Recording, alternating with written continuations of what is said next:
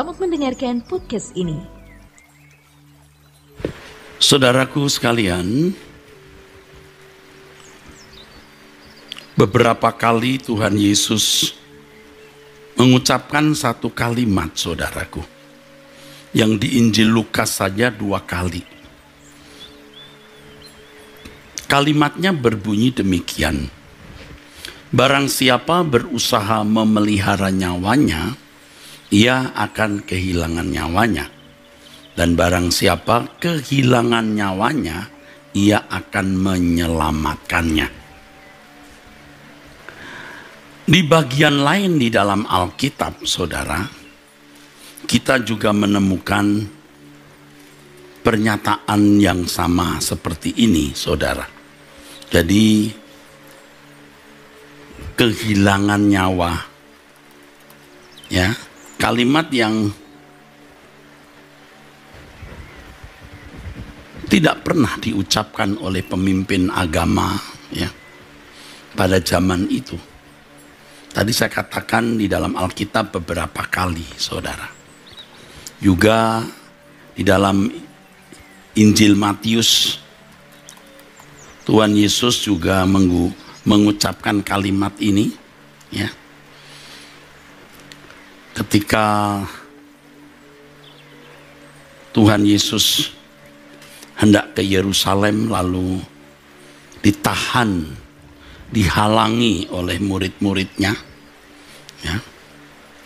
Dan yang menghalangi itu Petrus. Tuhan Yesus mengatakan kepada Petrus, "Enyahlah iblis, engkau suatu batu sandungan bagiku, sebab engkau bukan memikirkan apa yang dipikirkan Allah, melainkan apa yang dipikirkan manusia." Nah, kemudian Tuhan juga bicara kalimat ini. Karena barang siapa mau menyelamatkan nyawanya, ia akan kehilangan nyawanya. Tetapi barang siapa kehilangan nyawanya karena aku, ia akan memperolehnya. Kalau di Lukas pasal 17, ini terkait dengan pernyataan Tuhan Yesus mengenai istri Lot. Ingatlah akan istri Lot. Ya, apa yang diingat ketika menoleh ke belakang? Lalu Tuhan juga mengucapkan kalimat ini. Mari saudara, kita belajar dengan sungguh-sungguh. Ya, saya kira sudah sangat jelas yang dimaksud nyawa di sini. Nyawa di sini berarti kesenangan dunia. Tidak mungkin salah. Kesenangan dunia atau dunia ini.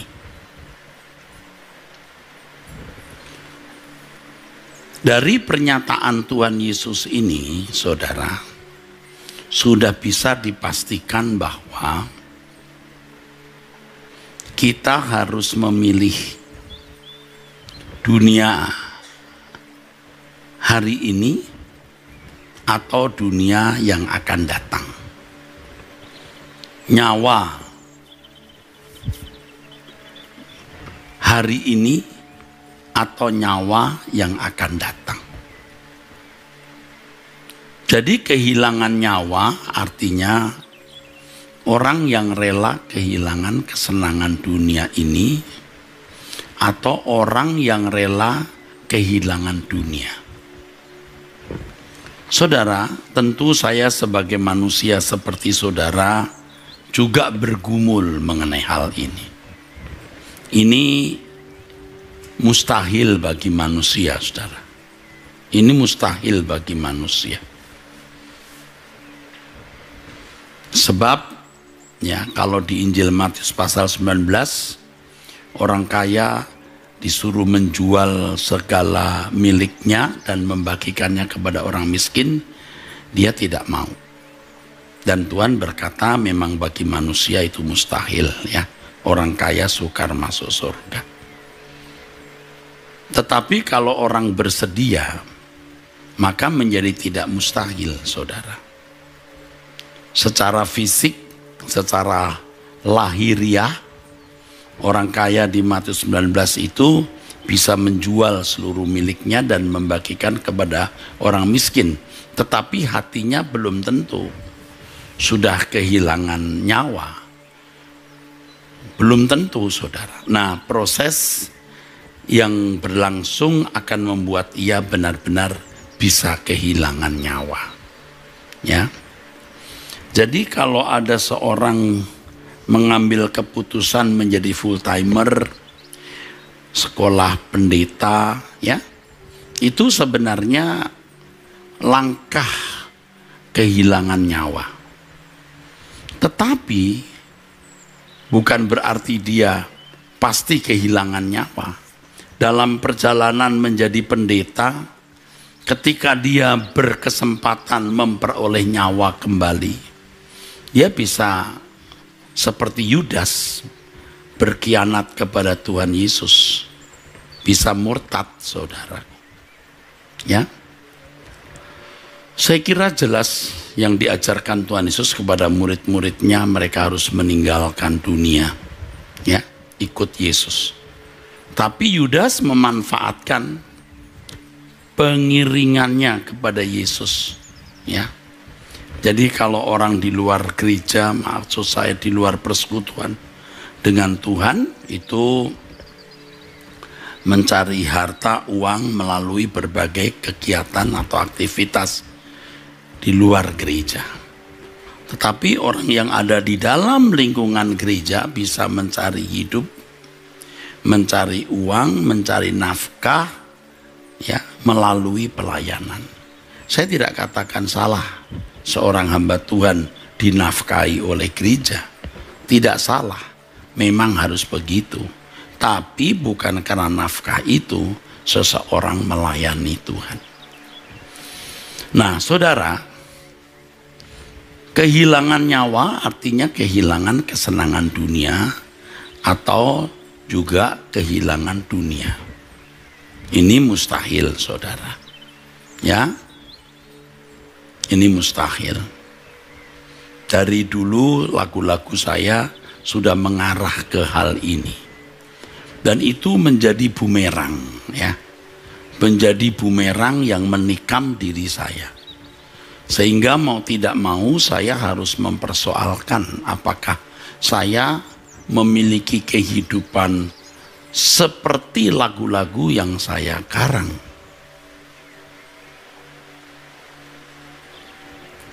Nah, pergumulan ini membuat saya melihat realitas betapa sulitnya, sangat sulitnya mengikut jalan Tuhan itu. Betapa sulitnya. Tetapi saudaraku, coba teduh. Tadi saya sudah katakan, ayo teduh. Kalau kita melihat kekekalan, berhadapan dengan Tuhan yang kemuliaannya menggetarkan jiwa, maka kita baru tahu bahwa harga yang sesungguhnya itu tak ternilai. Artinya begini, saudara. Sebenarnya walaupun kita memberikan hidup kita, ya, nyawa kita, ya, kesenangan-kesenangan dunia kita tinggalkan, itu belumlah sepadan dengan kehidupan sebagai anak Allah dalam keluarga kerajaan Allah atau dimuliakan bersama dengan Tuhan Yesus. Itulah sebabnya disebut anugerah. Anugerah, saudara. Kematian Yesus di kayu salib itu anugerah. Tetapi proses pendewasaan yang dikerjakan Roh Kudus di dalam hidup kita itu juga anugerah. Bagi manusia mustahil, bagi Allah tidak ada yang mustahil.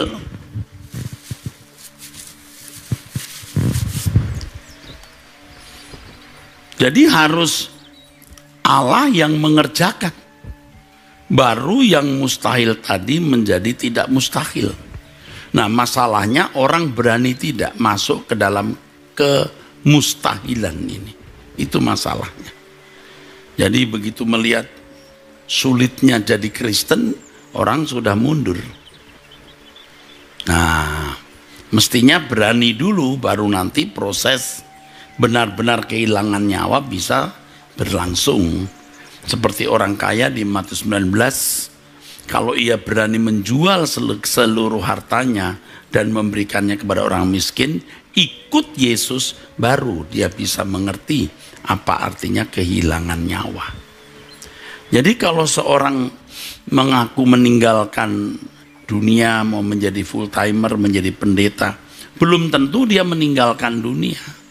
Proses berikutnya akan menunjukkan dia meninggalkan dunia atau tidak. Yang bicara ini pendeta loh, saudara, yang juga punya pengalaman itu. Jadi benar sekali apa yang saya katakan ini, saudaraku. Nah, kembali, kalau kita melihat kemuliaan Allah di dalam kerajaannya, kekekalan, maka nyawa yang kita lepaskan itu tidak sepadan harganya dengan nyawa yang kita beroleh di dalam kerajaan surga nanti. Nilai nyawa kita, artinya nilai kesenangan dunia, dengan kesukaan, kebahagiaan di kekekalan, tidak ada artinya, saudara. Itulah sebabnya Paulus mengatakan, saudara sekalian, di dalam Roma pasal 8, ya saudaraku, ya, ia mengatakan begini, sebab aku yakin bahwa penderitaan zaman sekarang ini tidak dapat dibandingkan dengan kemuliaan yang akan dinyatakan kepada kita. Jadi orang-orang Kristen perdana di gereja mula-mula itu kehilangan nyawa. Ini potret yang jelas orang Kristen yang kehilangan nyawa, ya, kehilangan nyawa. Mereka kehilangan harta, kehilangan keluarga, mereka mati dalam penderitaan yang hebat, saudaraku. Ya, kehilangan kesenangan dunia, kehilangan nyawa. Tetapi nyawa yang dia peroleh di kerajaan surga, artinya kehidupan yang dia peroleh di kerajaan surga, sukacita yang dia peroleh di kerajaan surga, tidak sebanding dengan penderitaan yang dialami oleh orang percaya di bumi ini. Nah, kalau nanti kita sudah melihat kekekalan, kedahsyatan kemuliaan Allah, kita baru tahu sebenarnya betapa tidak berartinya nyawa yang kita lepaskan, kita tinggalkan di dunia ini, dibanding dengan nyawa yang kita peroleh atau kesenangan kerajaan surga. Nah, tetapi siapa yang berani, saudara, kehilangan ini? Siapa yang berani? Terus terang saya sendiri juga sebenarnya memaksa diri, saudara, memaksa diri. Ya, saya mengerti kebenaran, ya, tapi belum tentu hati saya setuju. Kalaupun hati saya setuju, tapi daging saya tidak setuju, tidak mau. Siapa yang mau hidup dengan cara seperti ini, ya, mati sebelum mati, seperti orang sekarat dan tidak realistis? Tetapi itulah kekristenan yang sejati. Kekristenan yang sejati itu seperti ini. Yang begini-begini heran, ya, tidak diperdengarkan dengan jelas, tidak dibunyikan dengan keras. Ayo kita mau diberkati Tuhan menjadi anak-anak Allah yang berkenan, saudaraku. Ayo, mari kita lihat.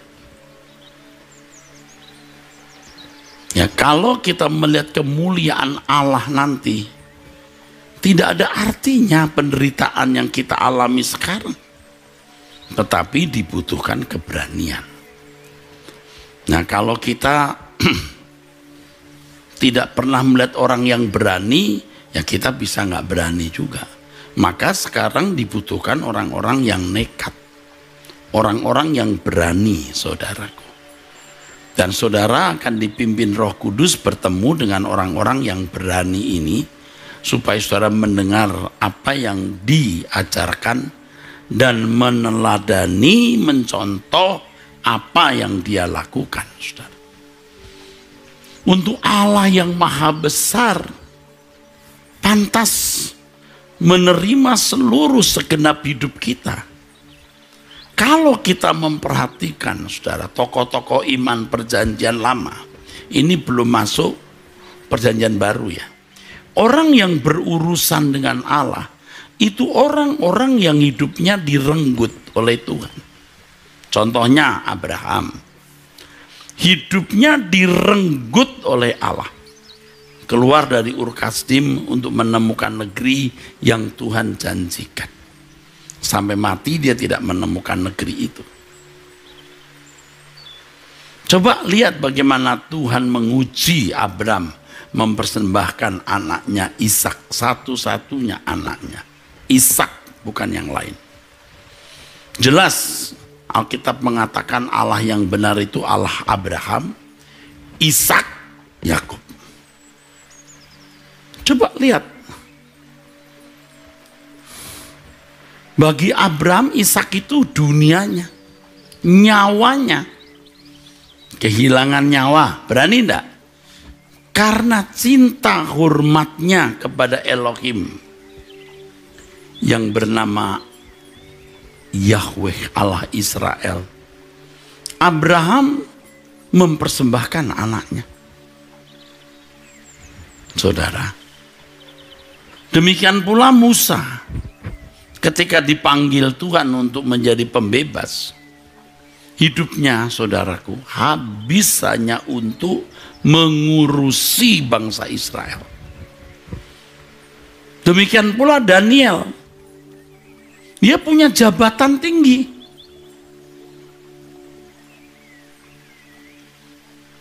Tetapi demi Elohim Yahweh yang dia sembah, dia rela kehilangan nyawa, rela kehilangan jabatan, ya, bisa menjadi daging yang dirobek-robek dimakan singa.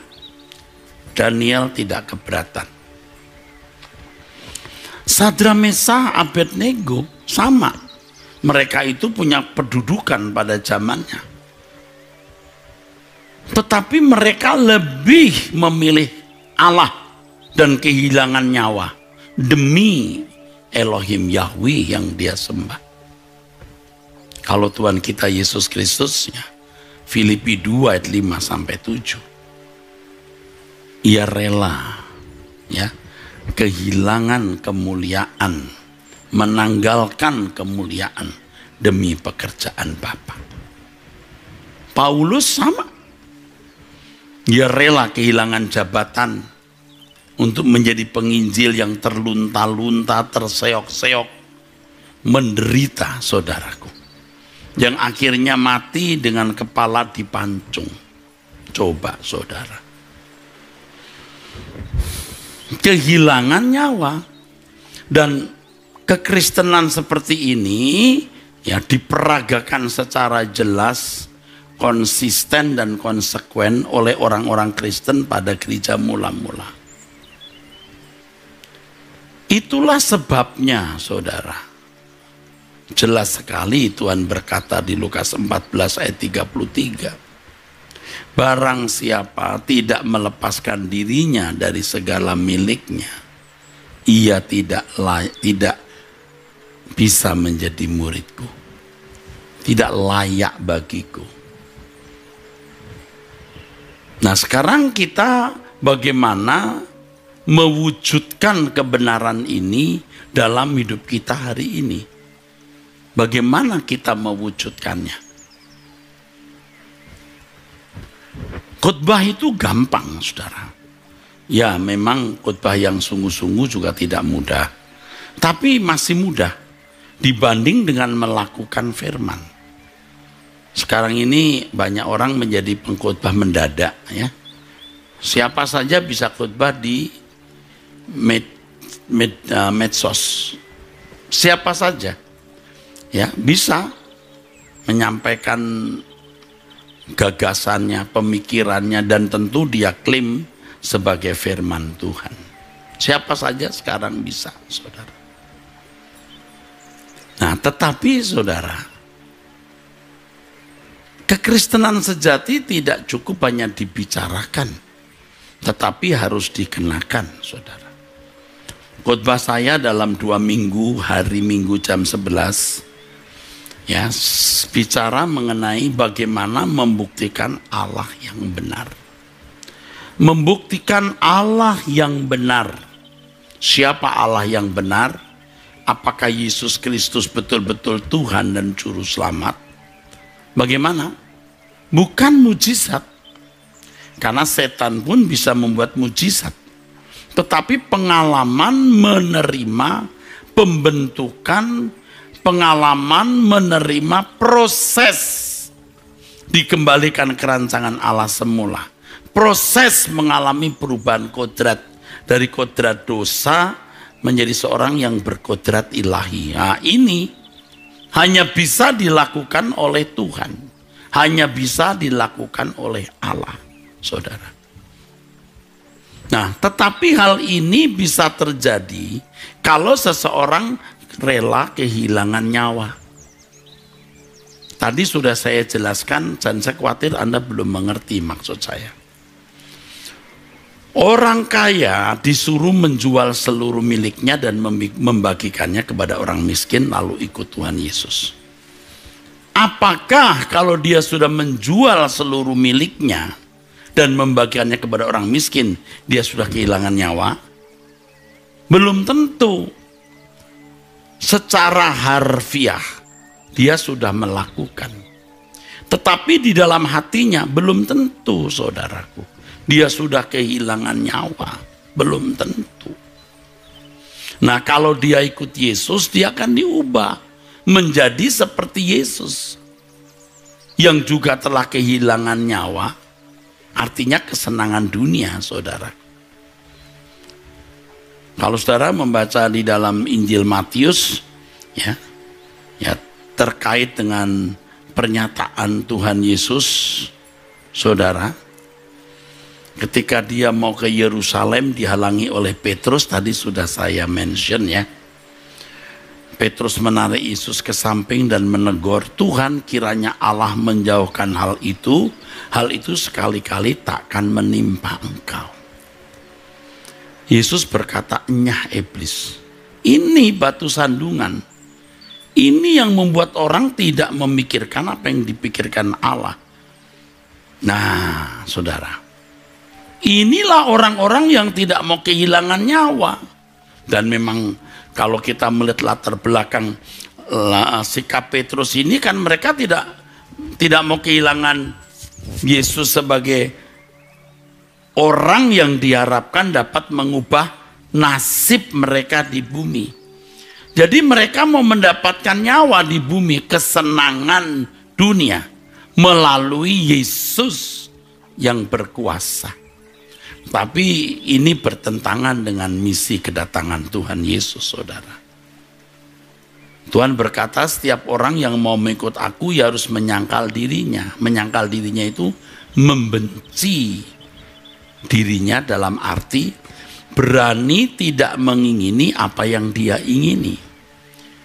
Berani tidak mengingini apa yang kita ingini. Dan kita berani mengingini apa yang sebenarnya tidak kita ingini. Wah, pusing saya Pak. Enggak pusing. Saudara kan dipimpin Roh Kudus sehingga mengerti yang saya katakan. Kita punya dua manusia, saudara. Manusia rohani, manusia baru dan manusia lama. Mana yang menang? Ya, yang diberi makan lebih banyak. Setiap orang yang mau mengikut aku ya harus menyangkal dirinya, memikul salibnya dan mengikut aku. Karena barang siapa mau menyelamatkan nyawa, ia akan kehilangan nyawa. Nih, saudara. Nih, Tuhan katakan ini. Dari dulu kekristenan harganya memang itu, kehilangan nyawa. baru diproses menjadi seperti Yesus. Aduh saudara, banyak orang Kristen itu anggap menjadi seperti Yesus itu otomatis.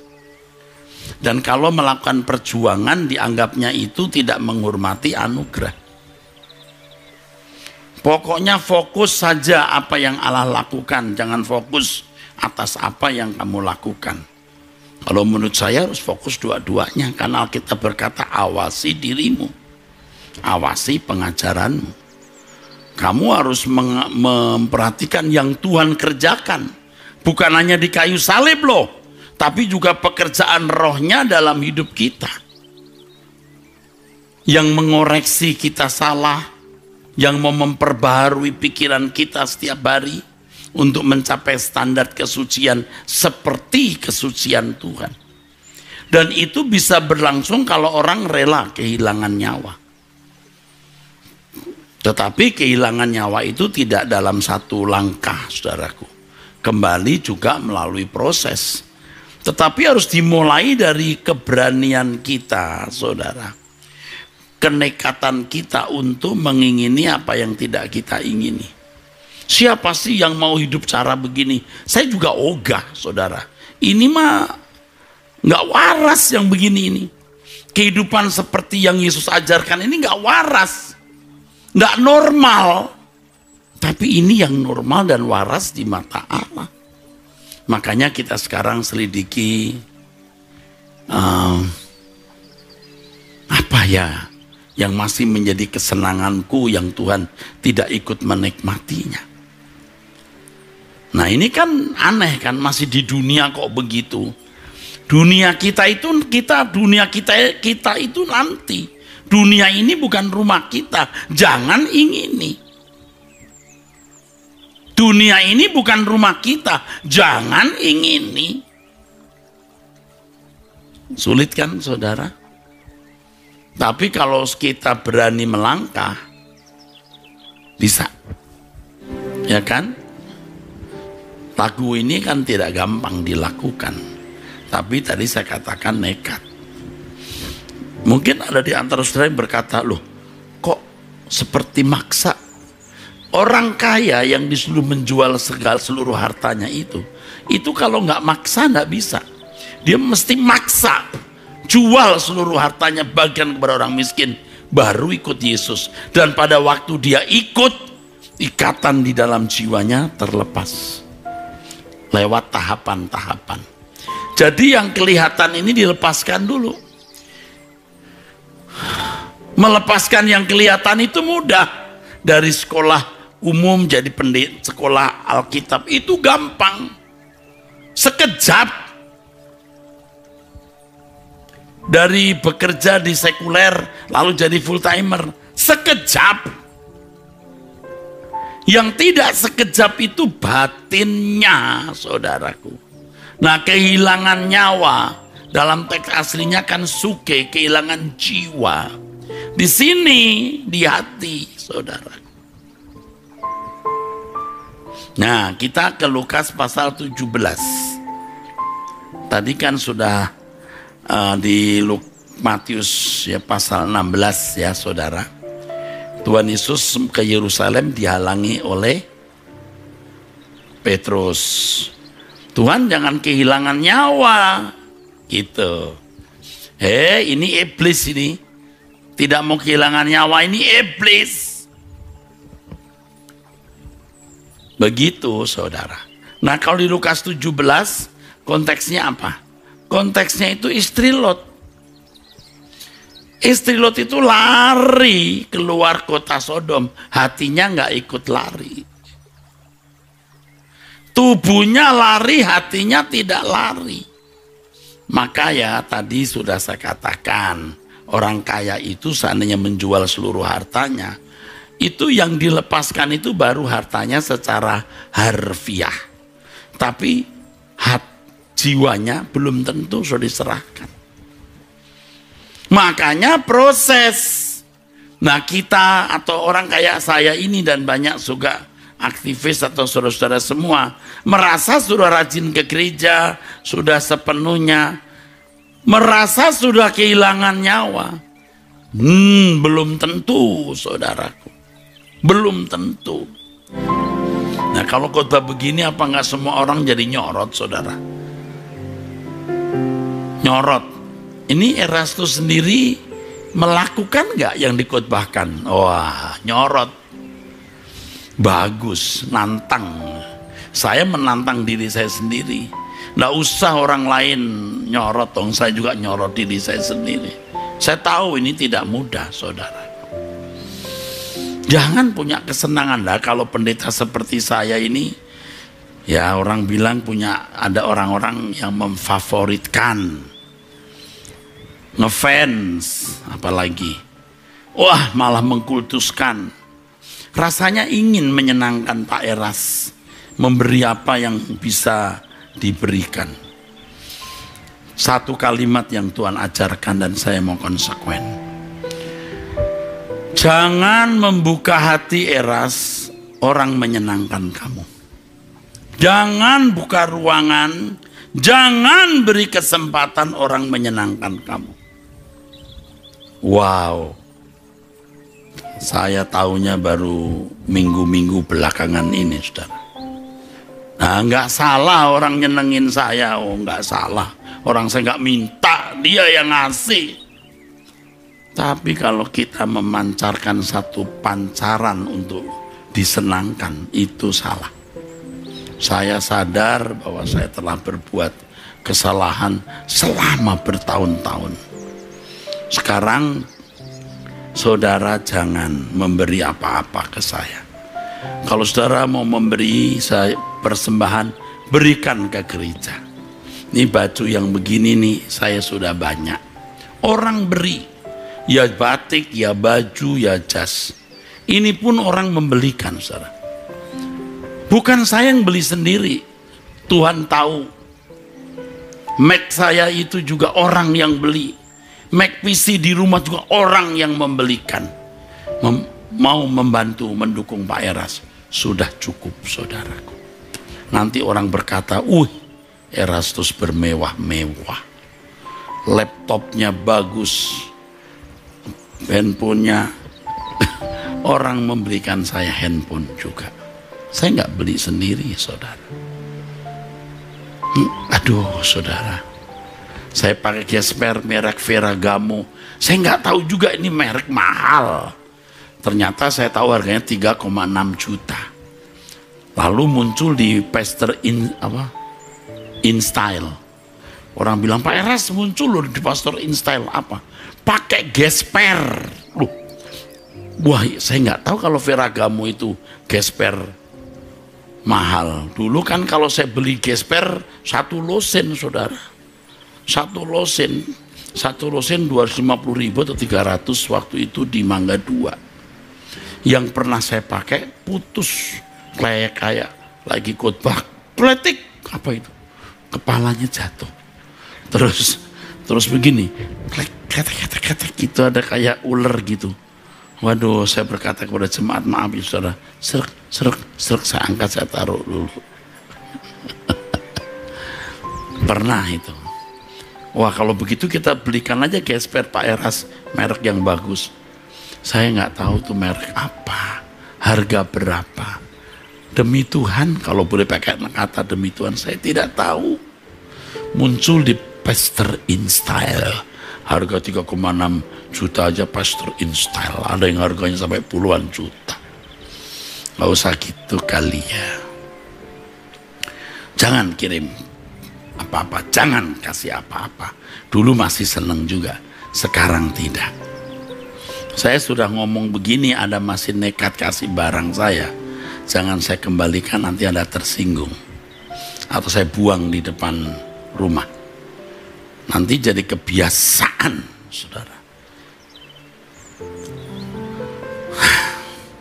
Kita mau pulang, nggak usah modis-modis. Ya kita punya, bagus, nggak punya, ya nggak apa-apa. Kita sudah mau pulang. Nih, terus disoroti orang. Katanya seperti Tuhan Yesus loh, dia bermewah-mewah. Ya udah, lihat hidup saya tiap hari. ya enggak apa-apa. Tapi nurani saudara bisa berbicara. Saya serius enggak ini? Saya serius enggak ini? Jadi orang tidak bisa memperoleh Tuhan kalau tidak kehilangan segala sesuatu. Nih saya buktikan ya. Filipi 3. Ya.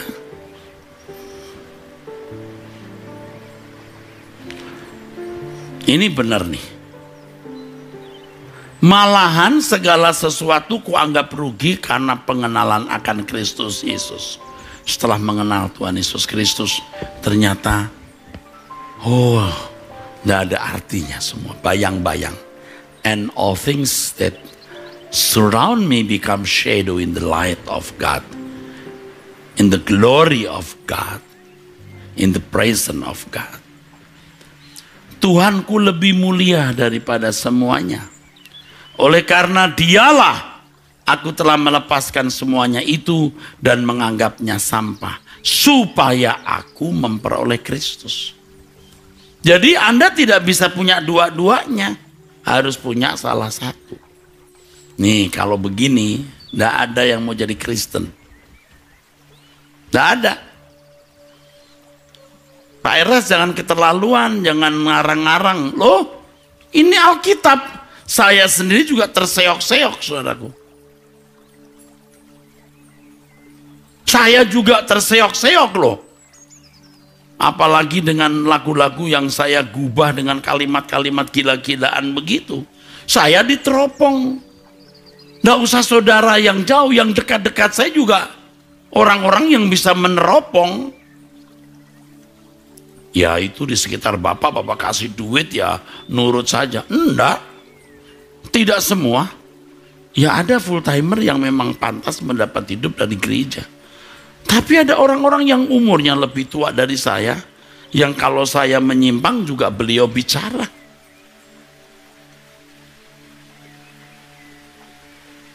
Maksud saya bicara begini adalah saya juga berjuang. Jadi jangan saudara pikir gampang. Nggak gampang, saya juga berjuang. I am still struggling. Aku masih berjuang, struggle. Learning, belajar. Saudaraku.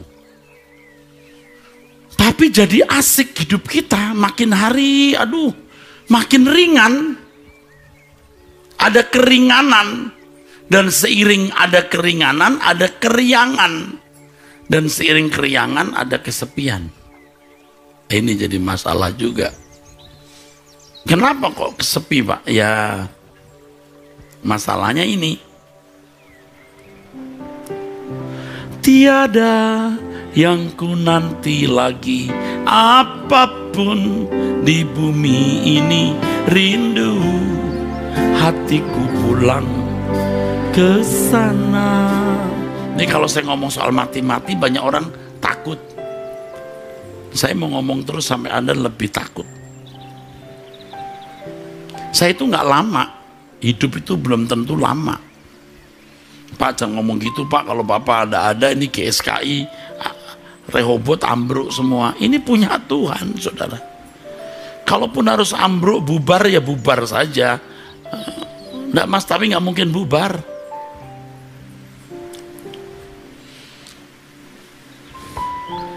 Tadi pagi saya doa pagi ngajak jemaat untuk pamitan. Pamitan yuk. Udah kita tinggalkan dunia, ayo kita pamitan. Tiada yang ku nanti lagi, ayo pamitan. Jangan ada kesenangan-kesenangan ya. Kalau saudara bisa melepaskan kesenangan-kesenangan, maka apa saja enak saudara. Kita pergi tidak usah pasti ke London, ke Bogor aja rasanya juga udah nyaman. Asal pergi dengan orang-orang yang memang mengasihi Tuhan dan bersama-sama mengasihi Tuhan. Jadi happy saudara, apapun jadi happy. Ya saudaraku. Sekarang kita periksa kita masih punya kesenangan apa. Kalau saudara tidak mau membuka diri ya Tuhan tidak berbicara. Sampai akhirnya orang tidak mengenal dirinya. Kalau sudah ngomong begini, orang kaya sukar masuk surga. Betul nggak? Sukar. Duit, banyak duit, rumah bagus, mobil bagus, mau pergi kemana saja bisa. Beda dengan kita yang dari bulan ke bulan nyambung hidup. Udah begitu yang kita pikirkan orang lain. Kita punya uang saja yang kita pikirkan orang lain. Serius, pekerjaan Tuhan besar.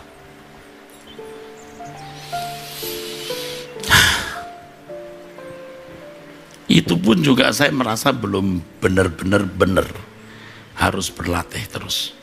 Ya. Jadi saya mengajak saudara-saudara untuk bisa melepaskan semua kesenangan-kesenangan. Harus bisa. Makanya ikuti terus Truth ID, doa pagi. Ya nanti satu persatu mungkin ada yang nggak mau ikut Pak Eras lagi, itu gila itu pendeta. Aneh ya. Ekstrim gitu loh, keras gitu. Lebay, terserah. Dulu Tuhan Yesus juga di Injil Yohanes 6 ayat 666 coba cek.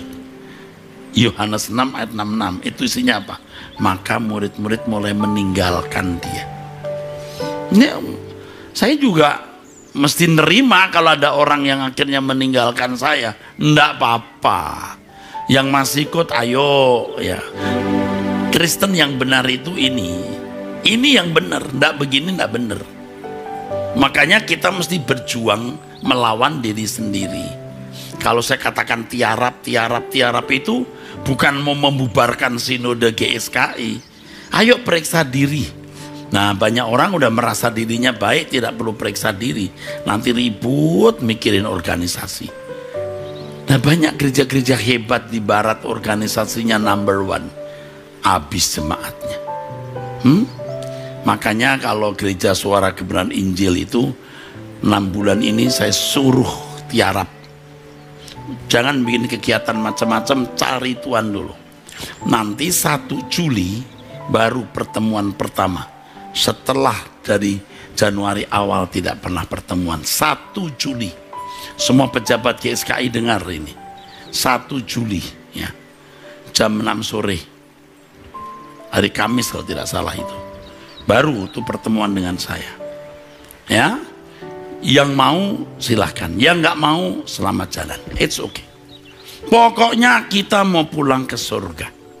Dan kalau doa pagi, saudara-saudara, itu banyak orang-orang non GSKI. Nah, itu menjadi keluarga besar gereja yang tidak kelihatan. Tidak harus masuk GSKI. Kalau saudara dari gereja-gereja non GSKI, tidak usah harus menjadi anggota sinode GSKI. Tidak perlu. Yang penting kebenaran Tuhan, kebenaran firman Tuhan, saudara pahami dan saudara lakukan. Ayo kita tinggalkan kesenangan-kesenangan. Bahkan kesenangan punya jemaat besar, kesenangan jadi pejabat, kesenangan tampil. Apapun yang tidak membuat Tuhan senang, jangan lakukan. Ya, ini standar. Kalau saudara melakukan hal ini dan berjuang melakukan hal ini, saudara menjadi orang yang benar-benar beruntung. Dan saudara akan menuai di kekekalan nanti. Saudara akan bisa tahan berdiri di hadapan Allah. Kristen sejati itu meninggalkan dunia dengan segala kesenangannya. Itu yang tidak kita lakukan selama puluhan tahun. Kita masih mau hidup wajar-wajar, yang penting kita berkelakuan baik. Kita mau punya gereja besar, kita mau punya aktivitas ini, aktivitas itu, yang di dalamnya kita mau mengaktualisasi diri untuk menjadi someone. Sebab kita memiliki something, tapi kita sekarang berubah, ya. Dan saya mengajak saudara-saudara sekalian untuk benar-benar berubah, ya. Dan ini hari pertobatan kita, 8 Juni hari Selasa 2021.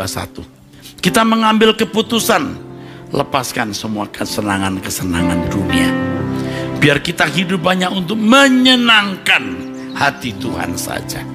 Kalau saudara sampai meninggal dunia masih punya kesenangan-kesenangan, mati kita, saudara. Kita menghadap Tuhan, aduh, kita gemetar. Tidak ada nilainya semua kesenangan dunia ini. Ini bukan hal yang mudah. Saya sendiri juga berjuang. Tapi kita tidak mau memberi kesempatan dunia mencengkeram kita, menyandera kita. Kita harus melarikan diri. Tapi jangan hanya fisiknya saja ke gereja. Hatimu juga harus lari. Jangan seperti istri Lot yang menoleh ke belakang. Dia tidak rela kehilangan nyawa. Akhirnya dia tidak mendapat nyawa baru, saudaraku. Jangan lupa tiap hari berdoa. Bangun, duduk diam di kaki Tuhan.